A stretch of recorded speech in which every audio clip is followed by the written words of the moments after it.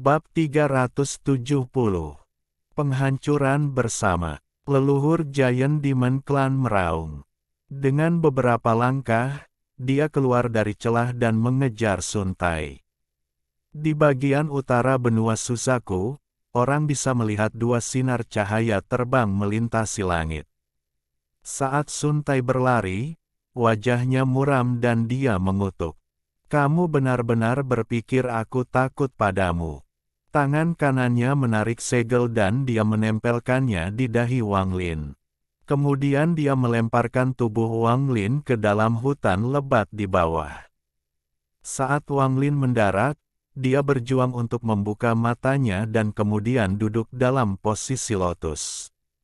Dia mulai berkultivasi untuk melawan domain pria parubaya dan segel Sun Tai.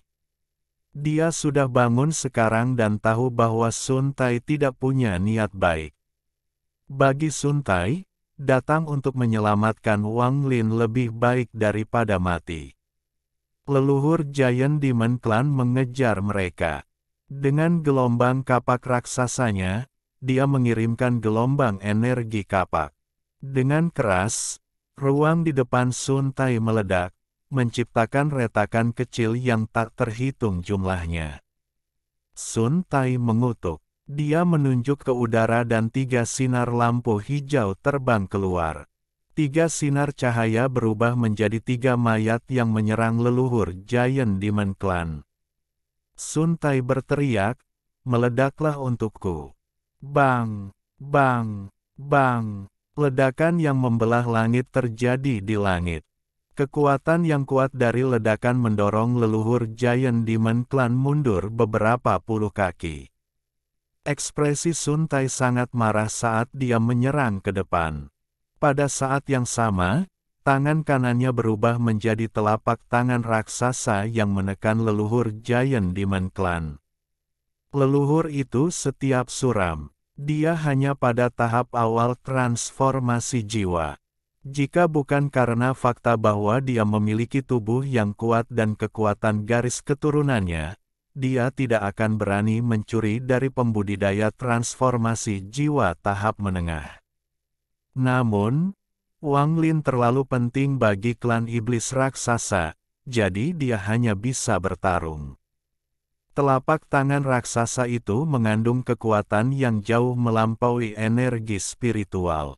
Penggarap transformasi jiwa tidak menggunakan energi spiritual dari langit dan bumi, mereka membutuhkan energi spiritual surgawi untuk meningkatkan tingkat kultivasi mereka. Oleh karena itu, serangan mereka secara alami akan mengandung energi spiritual surgawi yang tersembunyi di dalamnya.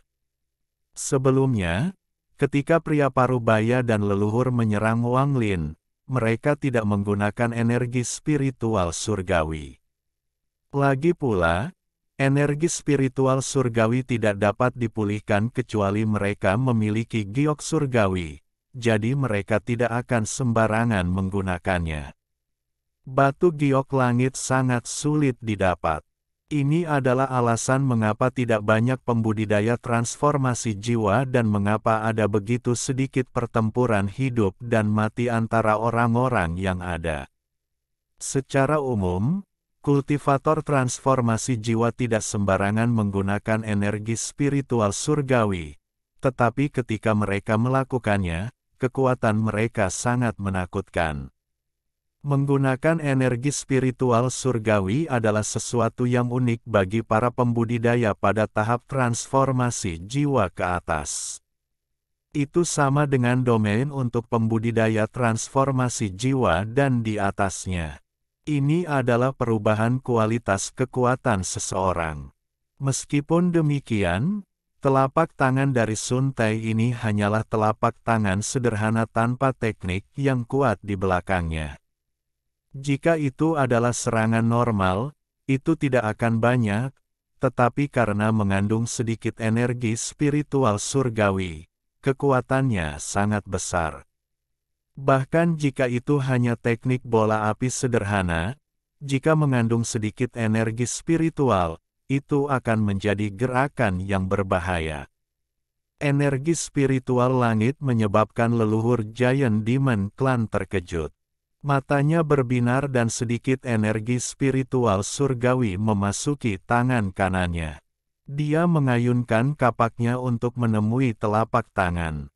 Ledakan. Setelah ledakan keras, tanah hancur dan cahaya berwarna pelangi memenuhi langit saat gelombang.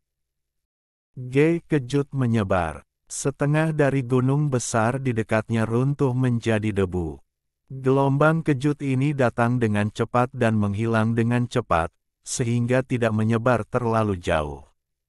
Lagi pula, tak satu pun dari mereka menggunakan banyak energi spiritual surgawi. Tubuh leluhur Giant Demon Clan bergetar saat darah merembes keluar dari sudut mulutnya. Dia sangat marah, tapi dia tidak menyerang Sun Tai. Sebaliknya, dia menyerang ke arah hutan yang runtuh. Saya seorang kultivator transformasi jiwa tahap pertengahan. Aku tidak percaya aku tidak bisa membunuhmu. Begitu aku membunuhmu, aku yakin aku bisa mendapatkan harga yang bagus untuk mayat anggota klan iblis raksasa. Sun Tai mendengus saat dia menyerbu ke depan dan mengangkat tangannya ke udara. Dia berteriak, "Guntur!" Dengan keras, seberkas petir hitam muncul di langit dan turun. Sun Tai berteriak, "Domain guntur saya diperoleh setelah saya membayar mahal untuk berkultivasi di planet guntur surgawi selama 100 tahun. Anda hanyalah anggota cabang dari klan iblis raksasa. Mati untukku." Ekspresi leluhur Giant Demon Clan menjadi gelap ketika dia melihat petir hitam. Dia meraung, menyebabkan tubuhnya tumbuh 30 kaki lebih tinggi, dan meninju petir yang turun. Ledakan. Ledakan keras lainnya. Petir merambat melalui tubuh leluhur, menyebabkan wajahnya menjadi pucat. Lebih banyak darah merembes keluar dari sudut mulutnya saat dia menatap Sun Tai. Pada saat ini, pria parubaya dari Sui Yue diam-diam berteleportasi di sebelah tempat Wang Lin berkultivasi. Dia tersenyum kejam saat dia mengangkat tangannya untuk membunuh Wang Lin. Wang Lin tiba-tiba membuka matanya dan mengungkapkan tatapan ganas. Dia baru saja mencoba untuk pulih lebih awal tetapi menemukan bahwa domain T orang ini dan segel dari Sun Tai bersama-sama telah membentuk segel yang kuat. Akibatnya, dia tidak bisa memulihkan energi spiritual sama sekali. Bahkan ketika dia meminum pil, saat pil itu larut, energi spiritual akan diserap oleh segel. Jumlah energi spiritual yang dia miliki saat ini kurang dari yang dimiliki oleh seorang pembudidaya yayasan, itu hanya pada tingkat pembudidaya kondensasi Ki lapisan ketiga, dan itu terus-menerus terkuras. Setelah semua energi spiritual terkuras dari tubuhnya, dia akan menjadi seperti manusia dan dapat dibunuh dengan mudah oleh seorang seniman bela diri yang fana.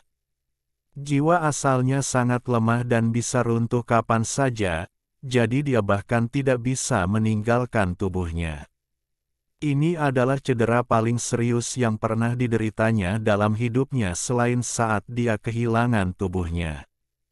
Mata pria parubaya itu menyala dan dia menekan dengan tangan kanannya. Tapi begitu dia melakukannya, seberkas petir hitam tiba-tiba turun dari langit. Ekspresi pria parubaya itu tiba-tiba berubah saat dia dengan cepat menggunakan seluruh kekuatannya untuk melarikan diri. Namun, petir itu sepertinya memiliki mata dan mengejarnya. Dalam sekejap mata, kilat dan pria parubaya itu menghilang di cakrawala. "Huff, kamu berani mencoba menyelinap ke arahku." Sun Tai mencibir dan membentuk segel dengan tangannya. Dia memutuskan untuk menakut-nakuti leluhur Giant Demon Clan sebelum menetap untuk berurusan dengan Wang Lin. Dia telah memutuskan bahwa dia akan sepenuhnya menyegel Wang Lin kali ini untuk mencegah jiwa asalnya dihancurkan. Mata leluhur Giant Demon Clan mengungkapkan cahaya misterius. Dia memandang Sun Tai dan berkata, "Saya akan membawa orang ini pergi dan mengembalikannya dalam 7 hari." Sun Tai berkata, tanpa ragu sedikit pun, "Tidak mungkin. Bagaimana dia bisa membiarkan orang ini membawa pergi Wang Lin? Ini seperti menempatkan jiwa asalnya di tangan orang lain." Leluhur Giant Demon Clan merenung sedikit dan kemudian berkata, "Kaulah yang memaksaku. Ini adalah pertama kalinya saya menggunakan kekuatan garis keturunan sejak mencapai tahap transformasi jiwa. Terima seranganku." Setelah dia selesai berbicara, dia menarik napas dalam-dalam dan pembuluh darah di kepalanya muncul dia menahan rasa sakit yang luar biasa. Segera, pusaran raksasa muncul di belakangnya. Cahaya hitam dipancarkan oleh pusaran saat perlahan berputar. Kekuatan misterius menyebar darinya. Ekspresi Sun Tai berubah. Tepat pada saat ini, leluhur Giant Demon Clan berteriak, "Putar!"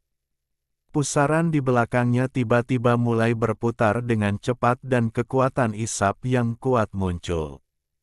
Namun, gaya isap ini tidak berpengaruh pada sekitarnya, itu hanya mempengaruhi Sun Tai. Sun Tai segera merasakan daya isap yang kuat dari pusaran tersebut dan merasa dirinya ditarik. Dia mengatupkan giginya dan menggunakan energi spiritual surgawi di dalam tubuhnya tanpa syarat apapun. Dia menunjuk ke udara dan peti mati merah tiba-tiba muncul. Telapak tangan Sun Tai membentur peti mati, menyebabkannya pecah. Tubuh seorang anak laki-laki melayang keluar dari peti mati. Berbelok, leluhur Giant Demon Clan berteriak lagi.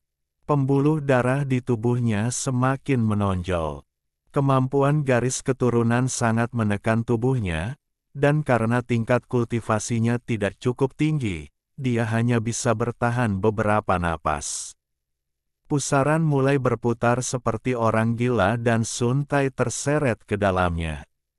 Dia mengungkapkan tatapan enggan dan berteriak, "Anak iblis, bunuh dia."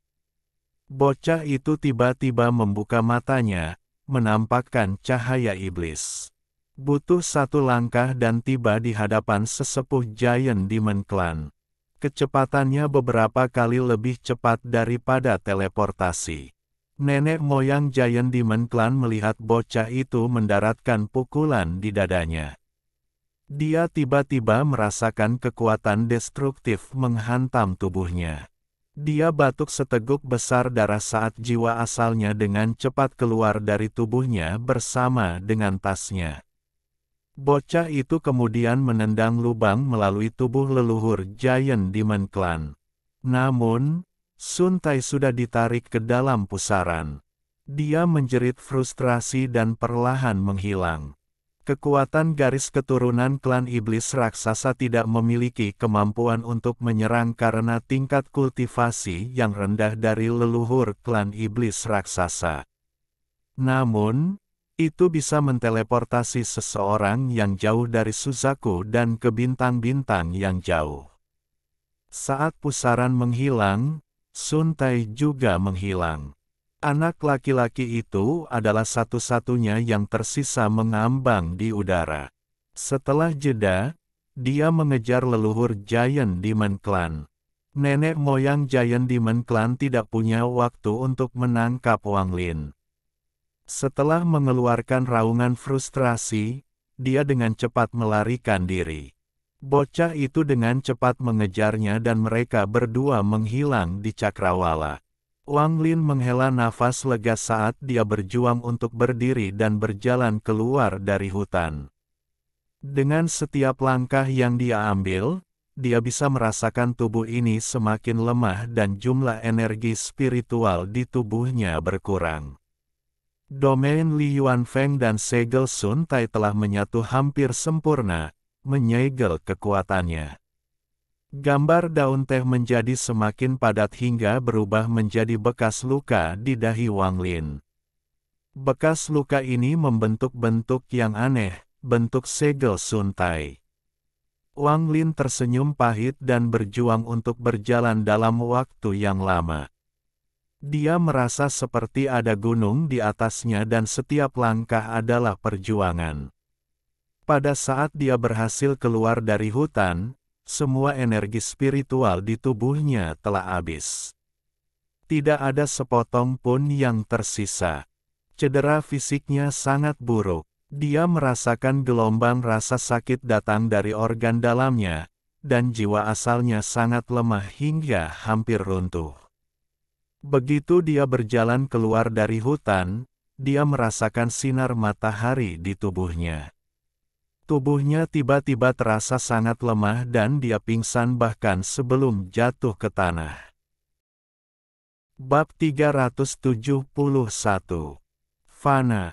Setelah pertarungan Wang Lin dan kupu-kupu merah, nama Cheng Niu semakin bergengsi dan harta yang dia gunakan dilihat oleh semua utusan dari berbagai negara budidaya. Setelah para utusan tersebut kembali ke negaranya masing-masing, berita pun menyebar. Apakah itu bendera larangan, pedang langit, atau kereta perang pembantaian dewa? Barang-barang ini tiba-tiba menjadi hal yang paling banyak dibicarakan di kalangan pembudidaya. Orang bernama Cheng Niu telah diberi gelar orang nomor 1 di bawah tahap transformasi jiwa di Suzaku. Pada saat yang sama, Gunung Suzaku mengirimkan pesan bahwa kupu-kupu merah akan berkultivasi pintu tertutup untuk mencoba menerobos ke tahap transformasi jiwa. Tidak ada yang mempertanyakan ini, lagi pula, jika kupu-kupu merah memiliki terobosan selama pertarungannya, maka berkultivasi dengan pintu tertutup adalah hal yang wajar. Namun, seiring berjalannya waktu, orang-orang mengetahui bahwa Cheng Niu telah hilang. Tidak ada yang tahu kemana dia pergi. Mereka hanya tahu bahwa Cheng Niu menghilang tanpa jejak saat pergi ke Gunung Suzaku untuk mendapatkan pesanannya. Masalah ini menyebabkan badai besar. Orang tua yang menyandang gelar Suzaku keluar dari budidaya pintu tertutupnya dan melihat ke utara. 3 hari yang lalu, ada gelombang kejut yang mengandung energi spiritual surgawi yang datang dari sana. Itu berarti bahwa dua pembudidaya transformasi jiwa menggunakan energi spiritual surgawi untuk bertarung. Selain itu, dia juga merasakan kekuatan garis keturunan Giant Demon Clan. Meskipun kultivasi Suzaku sangat kuat, dia bukanlah dewa yang bisa mengetahui banyak hal sebelumnya. Suzaku sangat besar dan kompleks, jadi, setelah beberapa pencarian ekstensif, dia menemukan bahwa masalah dengan Cheng Niu ini dimulai oleh Sue Yue dan bahwa klan iblis raksasa berpartisipasi. Namun, dia tidak dapat menemukan identitas pembudidaya transformasi jiwa lainnya. Selain itu, ketika dia menyebarkan indera ketuhanannya, dia hanya bisa merasakan keberadaan Wang Lin secara samar-samar. Dia tidak bisa menentukan lokasi persisnya, yang mengejutkannya. Dia menilai bahwa jiwa asal Wang Lin pasti telah runtuh karena luka serius. Inilah mengapa dia tidak bisa menentukan di mana Wang Lin berada. Namun, di matanya, Wang Lin hanyalah salah satu tungku kultivasi Liu Mei. Dia penting tapi tidak begitu penting. Liu Mei, pergilah ke ujung utara benua Suzaku. Wang Lin ada di sana. Setelah meninggalkan pesan untuk Liu Mei, lelaki tua itu kembali ke kultivasi pintu tertutup. Tindakan Sue Yue bertentangan dengan keinginannya. Mereka pasti akan berada dalam bahaya di masa depan.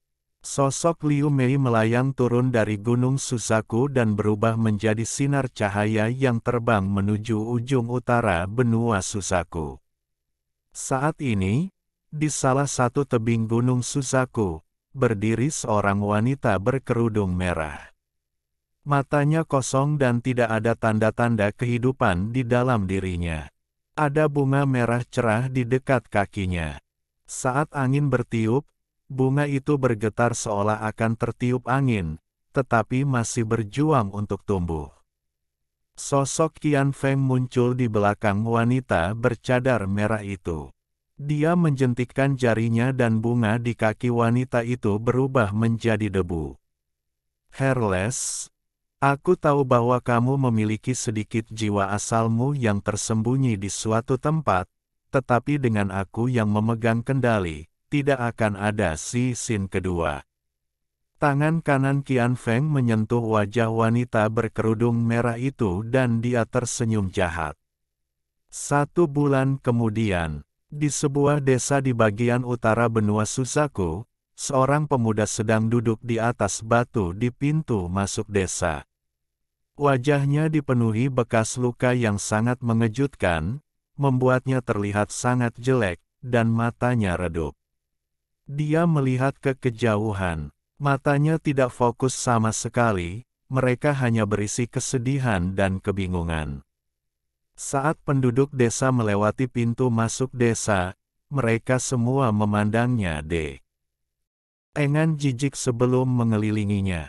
Ekspresi pemuda itu tidak berubah sama sekali saat orang lewat, dia hanya menatap ke kejauhan. Tak lama kemudian, seorang gadis muda yang mengenakan atasan dan celana bermotif bunga datang. Di belakangnya ada seekor anjing seukuran anak sapi. Gadis ini terlihat berusia sekitar 14 atau 15 tahun, wajahnya putih, dan matanya besar.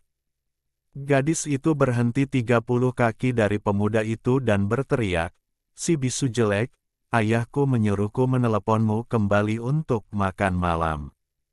Pria muda itu berbalik, menatap gadis muda itu, dan berdiri. Kakinya agak mati rasa, mungkin karena dia terlalu lama duduk di sana, sehingga dia hampir terjatuh saat mencoba berdiri, menyebabkan gadis itu tertawa. "Diam, cepatlah. Saya lapar." Gadis muda itu berbalik dan berjalan kembali ke desa. Anjing itu berlari di depannya seolah membuka jalan. Pria muda itu perlahan mengikuti gadis itu. Saat dia melihat ke desa, kesedihan di matanya semakin dalam. Di sebuah rumah dekat pintu masuk desa duduk seorang pria parubaya. Kemeja birunya telah dicuci berkali-kali hingga memutih. Ada ramuan yang diletakkan di tanah. Saat angin bertiup, aroma tumbuhan menyebar. Gadis muda itu melompat ke dalam ruangan, duduk di sebelah pria itu, dan berkata, "Ayah, aku memanggil kembali si bisu." Pria itu mengerutkan kening. Dia memandangi gadis itu dan berteriak, "Berperilaku baiklah. Panggil dia paman." Gadis itu menjulurkan lidahnya dan tidak mengatakan apa-apa. Sebaliknya, dia berlari ke dalam rumah dan membantu ibunya mengatur meja. Pria itu berdiri dan menatap pemuda itu. Dia berkata, "Adik laki-laki, jangan pedulikan dia, RY selalu seperti ini. Ayo, biarkan aku melihat seberapa banyak kamu telah pulih." Pria muda itu mengangguk dan duduk di sebelah pria itu. Dia merentangkan lengannya, yang sangat kurus. Sepertinya itu hanya tulang yang terbungkus kulit. Pria itu menekankan tangannya di lengan. Setelah beberapa saat, dia tersenyum dan berkata, "Adik, kamu pulih dengan sangat baik.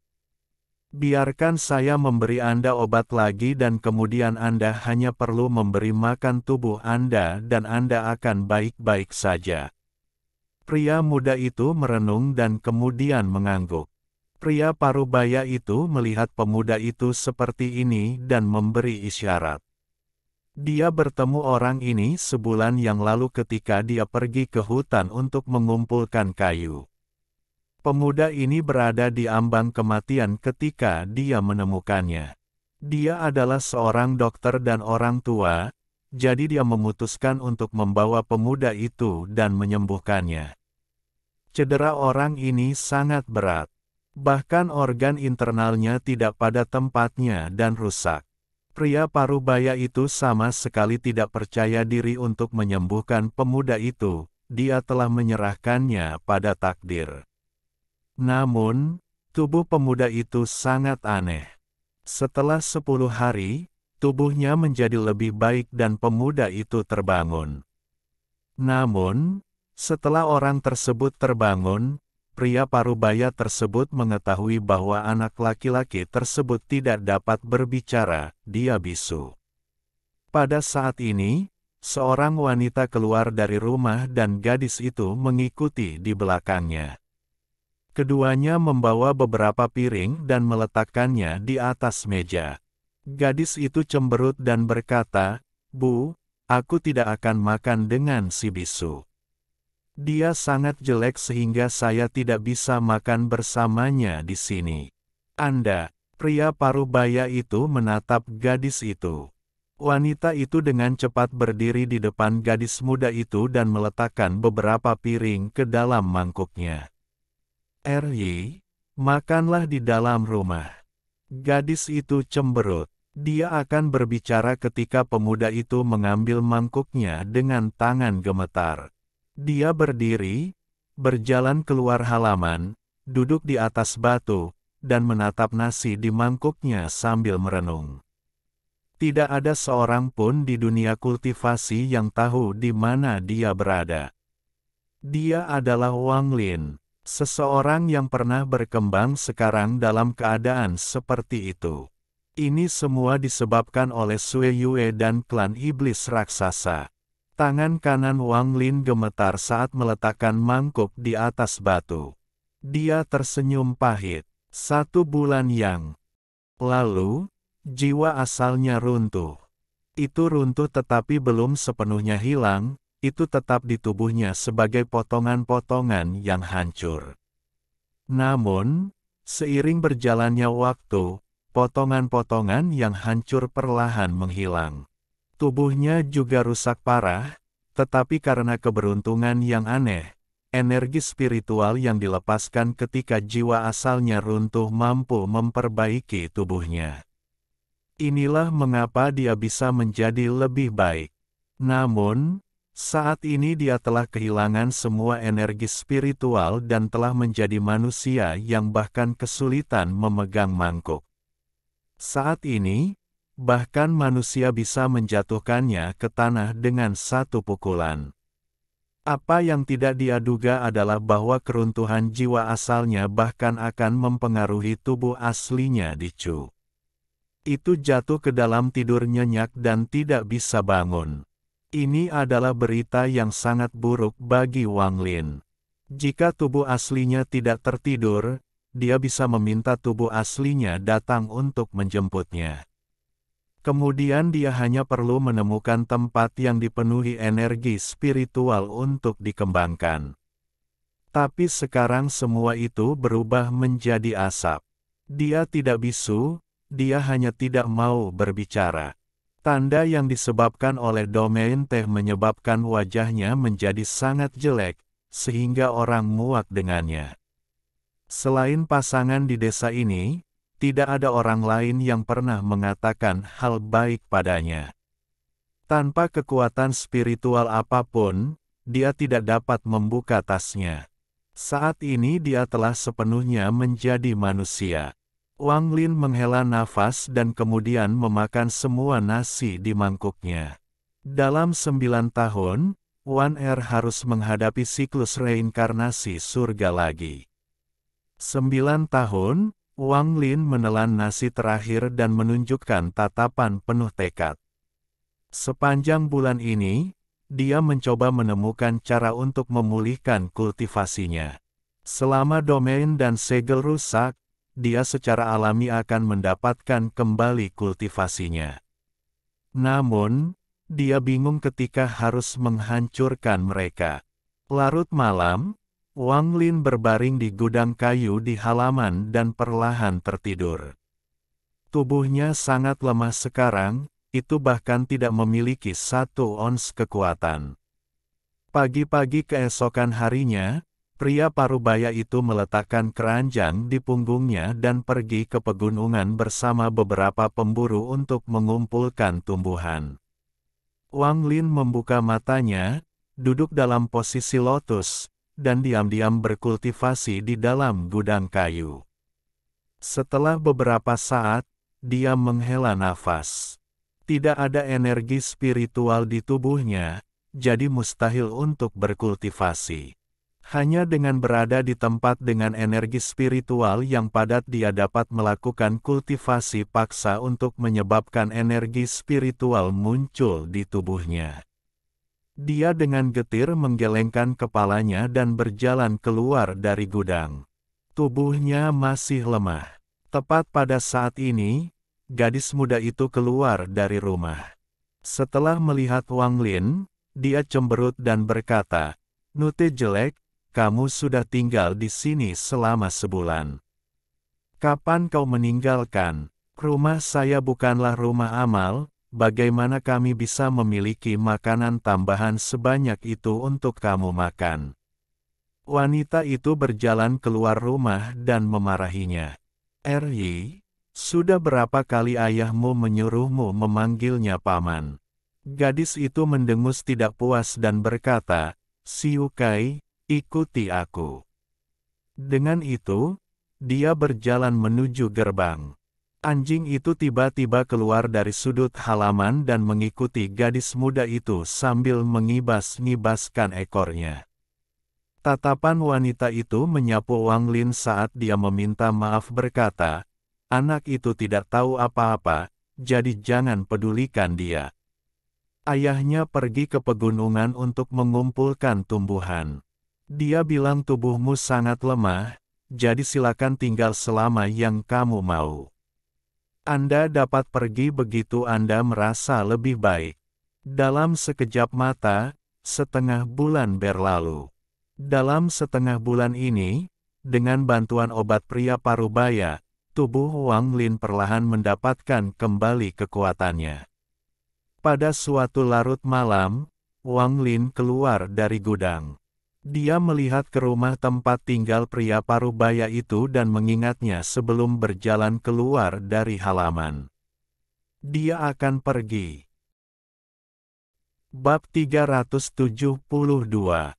Desa Awan Api. Dalam setengah bulan terakhir ini, Wang Lin telah menyimpan beberapa makanan kering dan membungkusnya. Ditemani cahaya bulan, dia berjalan keluar dari desa. Pada saat ini, dia tiba-tiba teringat kembali ke 500 tahun yang lalu. Ketika dia ditolak oleh Sekte Heng Yue, dia juga meninggalkan rumah di tengah malam. Setelah dia pergi, perjalanannya dimulai. Sudah 500 tahun sejak itu. Dia menghela nafas dan berjalan ke kejauhan. Dia tidak tahu di mana dia berada sekarang. Ketika dia diteleportasi oleh susunan transfer itu, dia tidak punya waktu untuk mencari tahu di mana dia berada. Saat ini dia hanya ingin menemukan urat roh sehingga dia bisa menggunakannya untuk mendapatkan sedikit energi spiritual dan kemudian mencari cara untuk menghancurkan domain dan segel yang mengganggunya. Larut malam, angin dingin bertiup dan tubuh Wang Lin menggigil. Wang Lin tersenyum pahit dan memikirkan sudah berapa lama sejak dia merasa seperti manusia sejati. Bahkan ketika dia berubah menjadi manusia, itu jauh lebih baik dari ini.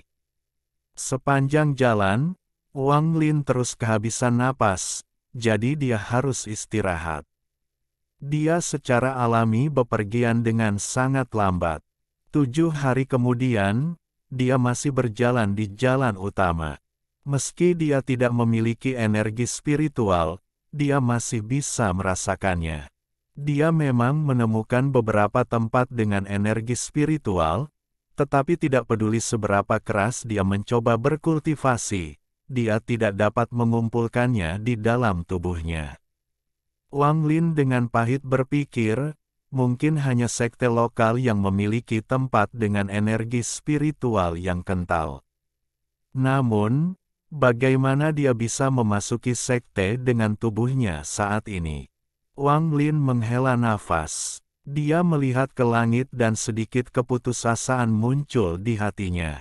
Tapi tanda keputusasaan itu dengan cepat dihancurkan oleh tekadnya.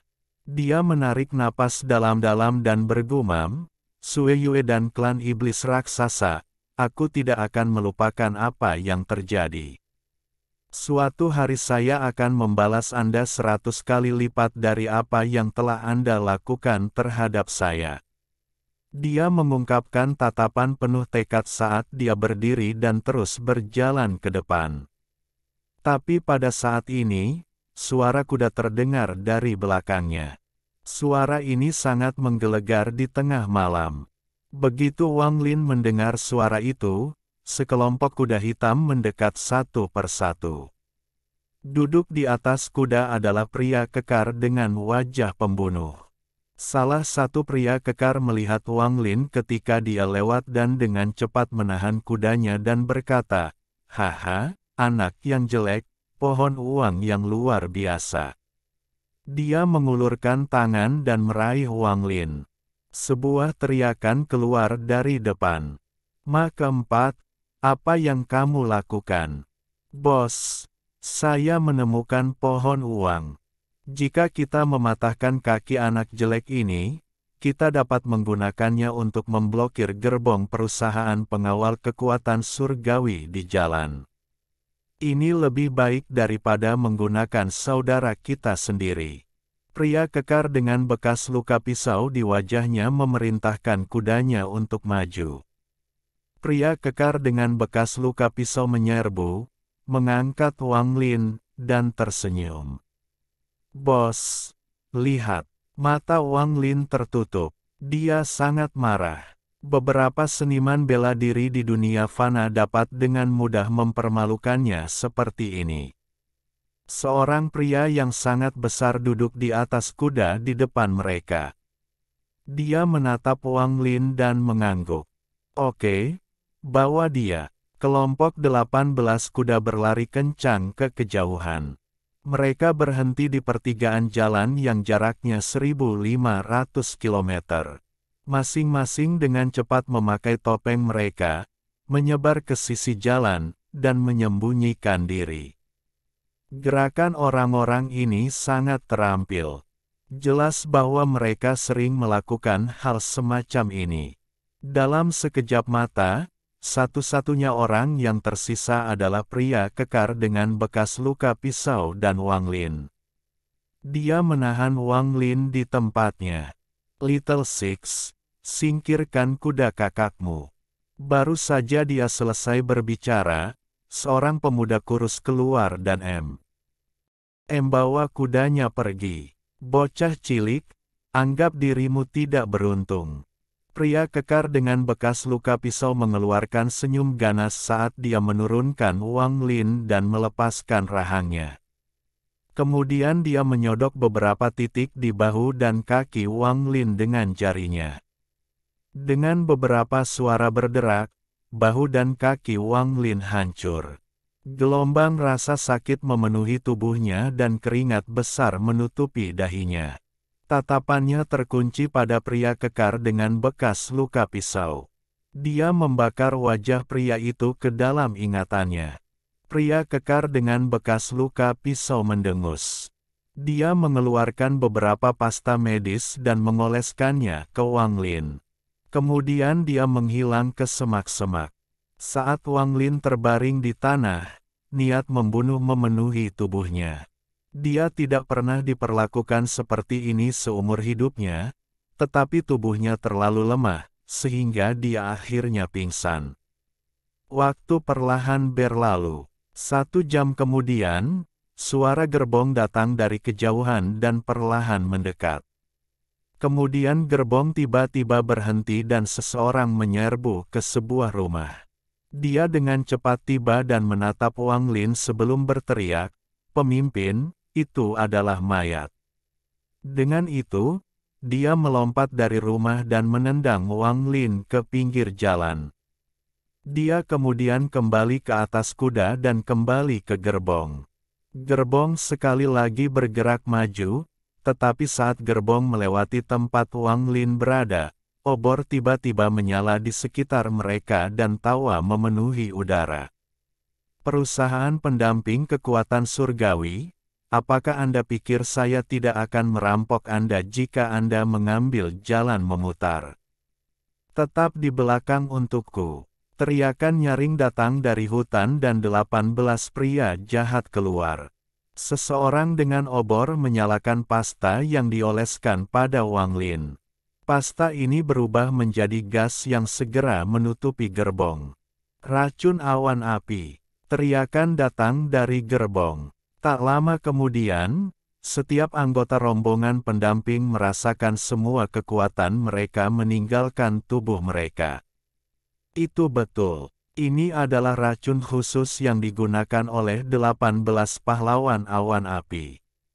Hehe, racun ini mempengaruhi darah dan diaktifkan oleh api. Hari ini, tidak ada dari kalian yang akan melarikan diri.